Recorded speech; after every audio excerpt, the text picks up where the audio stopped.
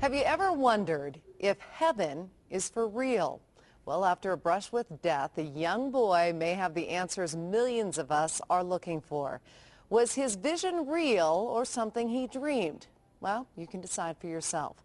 Natalie Tisdale tells us why people are so interested in this little boy from Nebraska. I remember Jesus. There are streets of gold and a lot of colors. I sat in Jesus' lap and then I felt just safe.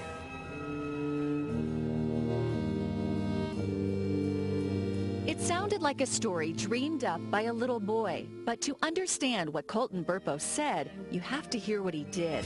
It all started on a trip to Colorado. Colton complained of a stomach ache, a trip to the doctor, diagnosis, the flu.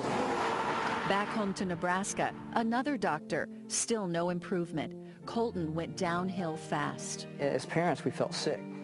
You know, what we could have done different. Man, we did this wrong. Turns out for 5 days he suffered misdiagnosed. The then 3-year-old had a ruptured appendix. While in surgery, his parents, Todd and Sonia, prayed in separate rooms. They thought they had lost him. Miraculously, after a difficult recovery, Colton survived. But his story is far from over. There were things Colton did and things he said after the surgery that were out of the ordinary. But until a drive past the hospital 4 months after his surgery, none of it made sense. His dad jokingly asked Colton if he wanted to go back to the hospital. His response? But you know, Dad, and he looks at me in the mirror and I'm looking at him. He says, the angels, they sang to me while I was there. I remember looking in the mirror and he's just dead serious. Colton's story about heaven was about to begin. And I look at my wife and she looks at me and it's like, has he spoken to you? She's like, no. Her eyes are about probably as big as mine and I'm sitting here going, he's never talked to me about angels before. While in heaven, Colton says he saw many things and met many people, including Pop, his great-grandfather who died 30 years before Colton was born. But Colton says he didn't look like the photo in his house. A picture sent months later by his grandmother was more like the man he met, a young man without glasses. And perhaps the most shocking part of Colton's story. Stands right in front of his mom and is like, Mom, I have 2 sisters. But he only has one sister. You had a baby die in your tummy, didn't you, Mom? His parents never told him about the miscarriage. She looked familiar and then she started giving me hugs and telling me that she was glad to have someone from her family up there. Over time, this young man's visions became more real, from his description of Jesus to his talks with God, even a discussion about Armageddon. I actually got a glimpse of it. Now, how does a kid make that up? The Burpo family accepted and embraced their little boy's unbelievable story. Todd Burpo is a pastor here in Imperial, Nebraska, population 1,800. Many people here know about Colton's story. In fact, they've encouraged Todd to write a book about it. He did. Here it is. It's a New York Times bestseller.